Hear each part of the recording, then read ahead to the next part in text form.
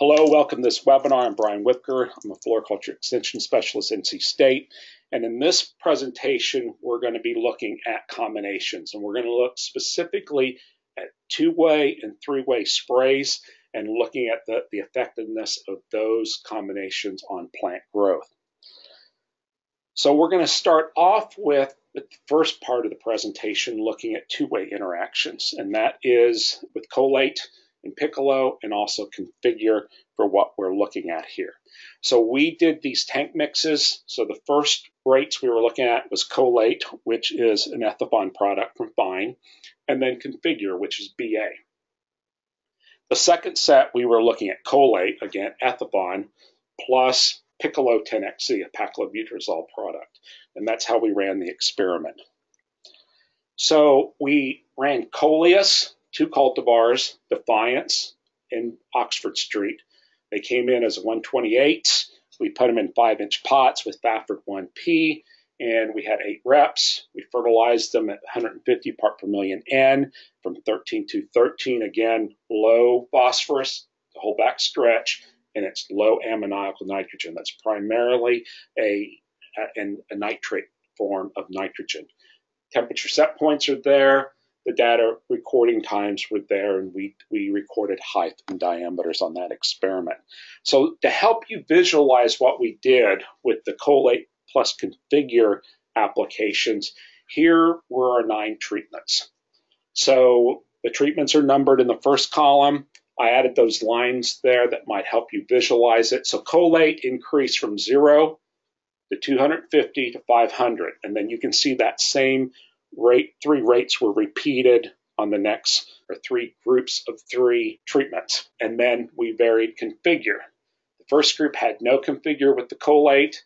The second group, treatments 4 through 6, had 100 parts per million, and treatments 7 through 9 had 200 parts per million. So it made a nice 3x3 factorial is what we were looking at for this experiment. So you can compare what's going on. Now with the Piccolo 10XC, we held Colate the same, again, 0, 250, and 500. And to that, we either added 0, 10, or 20 part per million foliar spray of Piccolo 10XC. So here's some of the initial results, just looking at phytotoxicity. When we started adding the higher rate of configure, the BA product, at 200 parts per million, we did experience a little phytotoxicity. It did not happen at 100 parts per million with the foliar spray. So what we see here is the results. So the bottom listing is the Colate rate of 0, 250, and 500, and that's the columns. And then each row represents whether 0, 100, or 200 part per million configure was added. So what do you see there? You basically, let's start with the bottom row. You got the 0, 0, you got the biggest plant, and you don't see much growth control actually by adding the BA to it. Because look, the plant right above that first column, the plant above it and above it, also at the 200, there's not much control there. So we didn't really get any height control going whatsoever of adding configure. But as we increased the rate of Colate, the Ethafon product, we saw the growth control. Now, 500 part per million as a foliar spray is a little excessive, that bottom row right plant, but you can get some nice growth control. For my opinion, probably just going alone with the Colate product would be sufficient and not adding the configure, at least as far as with Oxford Street. And Oxford Street is not an overly aggressive or vigorous type of Coleus. Here's the same plants, but just more of a top view that's going on. And again, you can see that you had more control, excessive control with 500 parts per million Colate and 200 part per million configure. That's that upper right-hand plant. It's very small, but you had various degrees of control. So, Colate at 250 works great.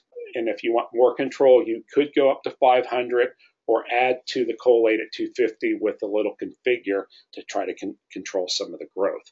And again, we're going to look at the effects of adding a paclobutrazole, Piccolo 10XC, in the next few slides. So you can see that effect going on there. Here's Oxford Street when you're looking at Piccolo 10XC. So again, as we increased the rate of collate, we had that degree of control. And collate worked pretty good on its own at 250 parts per million. If you wanted to start adding some of the piccolo rates of either 10 or 20, I don't know if you could really say that you got an increase in growth control, but there was a little intensity increase in some of the foliage color that occurred on those plants. It was slight. I don't know if it makes it worth by itself to go ahead and apply that material just for that coloration effect. And here's the piccolo plus collate combination, but looking at things in this case from the top view, you can kind of see the control. Only a little control occurred as far as diameter control is going, unless you got up to a higher rate of like 500 parts per million collate. Here's the other cultivar, Defiance. It's a little more vigorous, but you can see that the effects of adding Configure actually had a dramatic change in the leaf color of that plant, and probably I'd say, in my opinion, a detrimental effect that was going on. You had the height control, but the combination in this case, I wouldn't add Configure. I would just go with the collate at 250 to 500 as a foliar spray and get some growth control, and I think that would be perfectly fine. And then here's the effects of adding Piccolo 10XC. So again, that group of 6 plants in the last 2 columns look pretty darn similar to me. So I don't know if you get the added benefits necessarily of adding any additional Piccolo to that plant's production system. So in summary, looking at this for Oxford Street, really about 250 parts per million provided good growth control. And I don't really think in those plants we're seeing any synergistic effects by adding the additional Configure to the plants. In some cases, 500 of collate, some growers, especially retail growers, might not want that excessive control. And, with that particular rate, adding that 100 to 200 parts per million of Configure really stunted the growth. So that was not the way to go. And the conclusions for Oxford Street is that really about 250 parts per million of collate would be the ideal situation. And, whether or not you want to add the Piccolo would be your choice if you're trying to intensify the red coloration on those plants. So I'd like to express thanks to Duman Orange for supplying the unrooted cuttings that we used in this experiment. So in this part of the presentation, we're looking at exploring three-way interactions, and this is a combination of Dazide, Configure, and collate foliar sprays. And so when you're looking at these products, again, especially for people from overseas, Dazide is a fine product that's diminazide. It's similar to B9. Collate is ethafine. It's a higher concentration, but it's the same active ingredient as Florel. And then Configure is the BA product that Vine markets. And so there had been some suggestions of some of the growers of doing three-way combinations, and Vine wanted that explored to see the suitability on some of these plants. So we looked at the effectiveness of adding these 3 chemicals at these 3 rates listed, 1250, 500, 100, as a foliar spray on the effects of growth of these plants. So that's what we're reporting here in this experiment. So based on some grower recommendations, they were saying that it worked very well for Angelonia. It's the green yes column to the left. What did it work well on? Angelonia, Coleus, Annual Euphorbia, Ipomea, Iracine, Lantana, Phlox, Salvia, and Scaevola.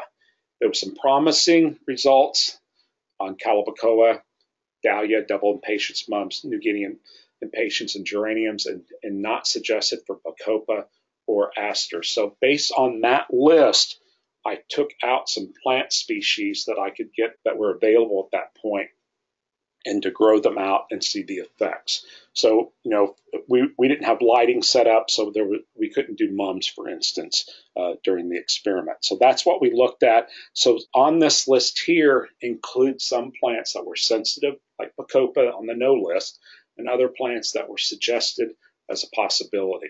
And so we had these 12 species. These were all Duman Orange species. They provided the unrooted cuttings that we rooted for this experiment, because then we knew what was applied to the plants.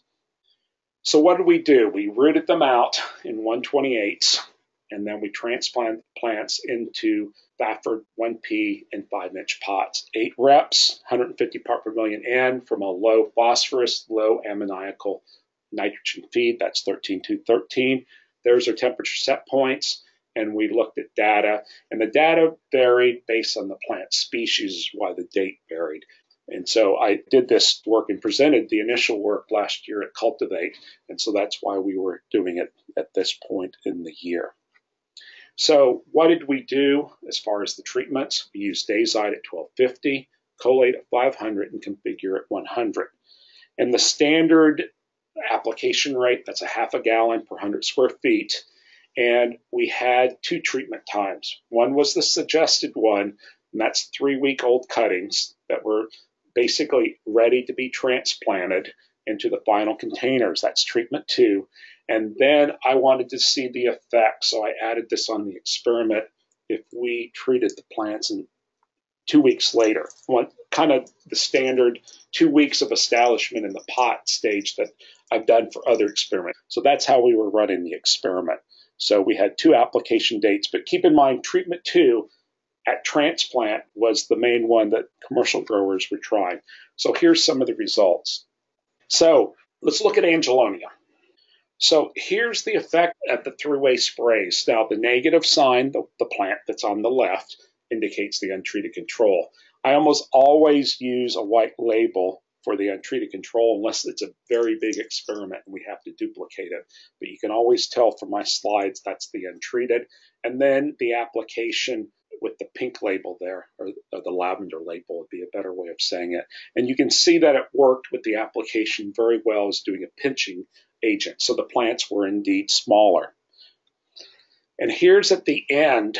Now, mind you, we only did the application, either we did not on the plant on the left, the plus 3 weeks. So that's in the plug flat before transplanting was plus 3 weeks, and plus 5 weeks was an application made 2 weeks after the plants had grown sufficiently in that 5-inch pot. And you can see that there is an overall PGR effect that's going on. Probably could use just a little more PGR effect on these plants because they're a little spindly, but you can see what's happening with the growth control that on these plants at this point. So I didn't collapse the messages, and one person did ask, it looks like I pinched the plants, and actually I did not. There was no pinching that went on with these plants. Now the ones that were treated, you can see here in the middle of the slide, that combination gave it a chemical pinch. So we did not do any pinching of those plants during the experiment.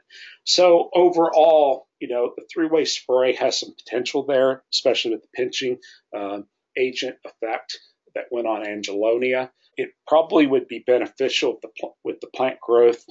Another light PGR foliar spray might work a little better or help a little later to kind of control some of that growth. But, this was June conditions in North Carolina, so those plants did tend to grow. And so this has some application technique I think would be something that one needs to consider for Angelonia. So let's move on to Bacopa.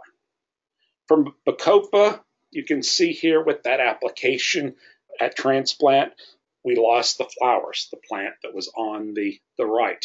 But the rooting's the same. The rooting's very important to look at. But you would expect losing those flowers to that extent. You can look at the plant on the left. You see that 3 of those blossoms are older and have dried up, but you still have flower power going on.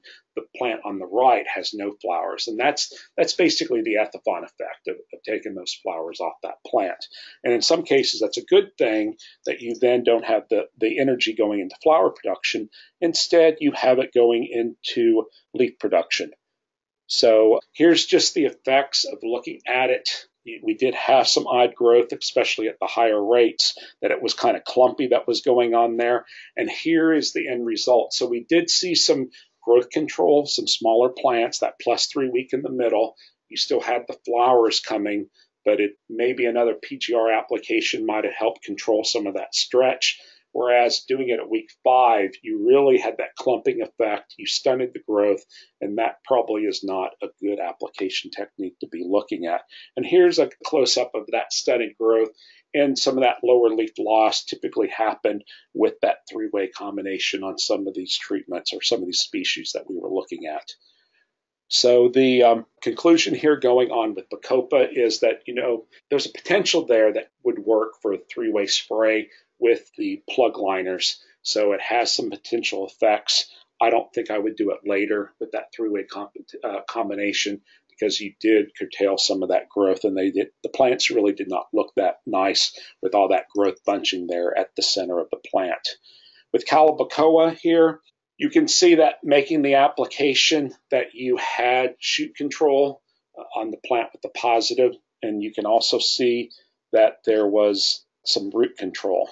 And so the one thing that I think overall, if you're going to look at this combination, or what was applied to the plugs, these are some of the spares that were held when we treated them. You can definitely see 1 week later that plant, the far plant on the far right, that you had a curtailing of root development too. The old saying Peter Cajoyan used to say that good roots make good shoots. And if you don't have the root power, you're not going to have the shoot power at the same time. And I think a lot of the growth control goes down that you are delaying root development with this combination. And so you need to be aware of what's going on and monitor that. So there's some trade-offs there, and there's some nice results here that I think would work in some operations, but just be aware of that because that might not be what you're wanting. But a lot of the overall growth control, especially here with Calibacoas, did pertain particularly to less root development. Here's the plants after they've been transplanted. You definitely can see some height control, some growth control with the plus 3 weeks. Again, those are the ones that were treated as plugs before transplanting. And then here's at the end of the cycle, untreated. It's basically a top view versus a side view. There's the two sets of photos. The untreated's bigger, bushier. It could use a PGR. But, ironically for this particular plant, applying it to those plugs did not give as nice a growth. It was more stunted than applying it 2 weeks later. And this was kind of an opposite. And I think that brings up another point to keep in mind. We only did one cultivar. There's going to be cultivar effects. There's so much genetic variation among the suppliers and among the material they have, you're going to see some effects. So again, you're going to have to do some experimentation yourself, but this gives you some ideas. But this was kind of the opposite, that we had more growth on the week 5, and for most plants, the week 5 plants were more stunted, except for this particular volcano pink Cali. Just to see some of the other effects, I just did a group shot, so just for the plants together, so you can really see what's going on. But I thought week 3 treatment had some excessive growth control. So we did see variation. You need to look to see if there's any negative effects on rooting and whether or not that growth control is what you want. It has some potential there. You need to try it on some more cultivars than just the one cultivar that we did for us. Now shifting gears to Coleus, you can see that you have growth control going on with that transplant application.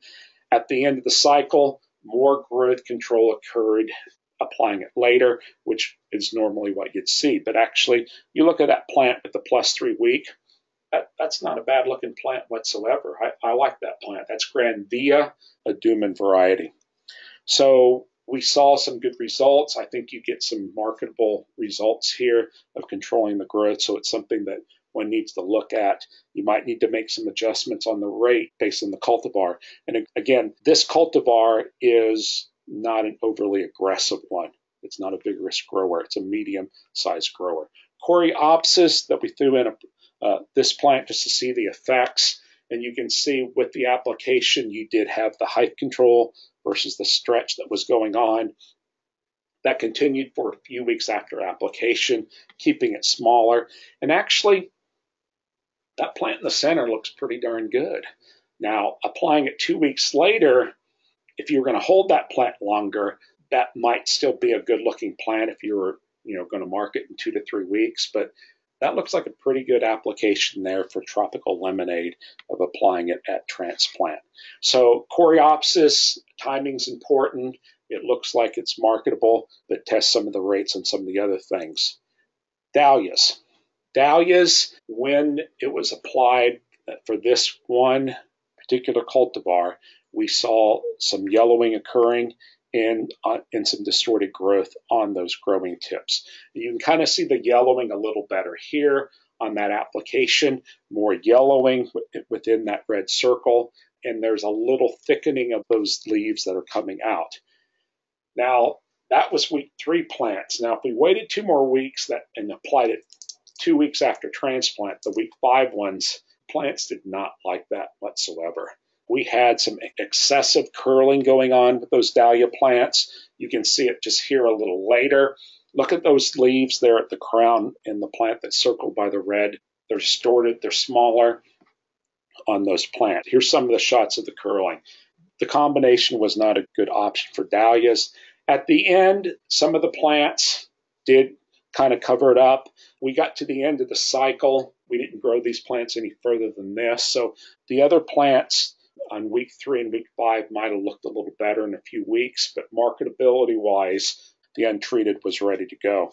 And this, now, mind you, this is one of the worst plants I pulled out. So I know this is highlighting some of the excessive control, but you can see that 3-way combination applied 2 weeks after transplant.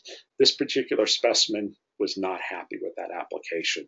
Week 3 looked a little better on applying it. So you may look at it doing it for week 3, but there was some phyto that occurred on those plants and some leaf curl.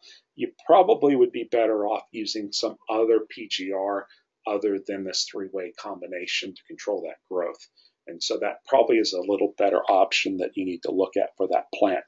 Gumfarina, it was not happy with the 3-way combination. You could see that you have yellowing going on there at the growing tip. Rooting doesn't look like it was affected whatsoever. The rooting was there. You can also see that it's kind of stunted at this point. There was a little phyto that then occurred with some lower leaf loss, but that's at the base. So, it's going to grow new growth over it. And here's at the end. And so is the plant at week 3 any better than the untreated? Not really. I think probably using a different PGR combination to control the excessive growth might be a better option, because you basically have a slightly less bulky plant, but no other characteristics that would say, oh yeah, this looks great, I want to do it. And applying it 2 weeks after transplant, that week 5 plant was not a very good option. And you can see here those lower leaves, it's more of a top view on the left versus a side view on the right. So that there was a delay in flowering, and you had that leaf loss there at the center of the whorl. So it's not really probably an overall good application technique to consider, especially with the lack of long-term control, and you had that phytotoxicity. Lantana, they also were not quite as happy, but you could see the downward curling with the application, and you can see the far right plant that there was less root development going on. You did see that once the plant got in the pot, it stayed small for a fair bit of time. You did see at week 3 a more downward cupping and stalling of growth that occurred on those plants. And in particular, it extended on towards bloom. So you saw the week 5 being controlled but delayed in flowering.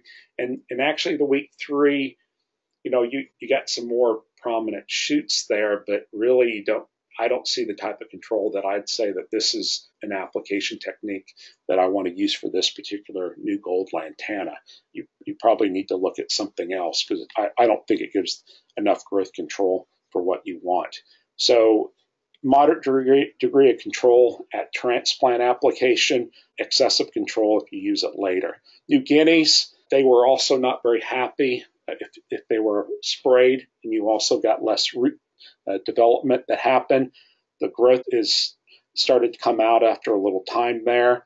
You did see at the whorl some curling going on, some leaf roll that happened, but only slight. At the end, can you say they're different? I don't think so. So there is some differences in some of the shoots and the architecture just slightly, but is that, for this particular variety, is that worthwhile to pursue? I don't think that gives you exactly what you're looking for as far as growth control. So another option would probably be your best bet. So only a moderate degree of control actually happened with the plants. Petunias, as I'm getting here on the last few slides, we did see that growth control happening at the whorl. It was more compact. You saw the plant growing here was more compact. At the end, that week 3 plant looks, if you're trying to keep things small, that week 3 plant looks pretty nice. The delay that you had with the week 5 might be too excessive for you, but that might be a way that you could go through and have 2 different crops, but have all the cuttings come in at the same time as an option. So I think there's some promise there with petunias for the 3-way application, especially at transplant. Portulaca, they were not happy puppies. I can just tell you. They yellowed, and here's a plant 1 week later, a little less roots probably that you're looking on there, but Portulaca, I find it very sensitive. That's defoliation that occurred on that plant. That previous slide where the leaves were yellow, a week later, they were gone. And so you can see here that you got a little more of an upward architecture early on. And at the end, actually, it didn't look too bad for the week 3. So, carrying all the way to the end, this one looked pretty good. You got growth control, but applying it 2 weeks after transplant, that plant on the far right had very odd architecture, had a lot of shoots, but it did not have flower power whatsoever. So, the week 3 application would be good. Scaevola here, there was phyto, there was less root development that occurred with that. You see the stunting that's going on. You still see the growth coming with the phyto that's there. Week 5, those plants were not overly happy with that later application. And you can see here, I had another slide just the following week. You started to get some flower power coming in here on the Scaevola on the week 3, but applying it week 5 is not a good idea. So that does have some potential. You're just going to have to play with it. So that's the end of the slide. So again, I only did 1 cultivar, and you need to be aware there's a timing issue. And so, making universal recommendations is really kind of tough at this point. You're going to have to play with it, and you're going to find some variations that go on. Make sure you look at the root system, make sure you're not causing detrimental effects there. Those were pretty well-rooted cuttings at transplant. So you definitely would not want to do the application earlier if you do not have a good root system already established. So you need to do some of your own trials to look at what's going on. So take home, again, this is part of the PDF. Look pretty good for Angelonia, Coleus, Coreopsis, and Petunia. And there's a bunch of maybes there, and there's some question marks I have as far as the ones that are no's. And so you might find some different effects if you use different genetics from a different company.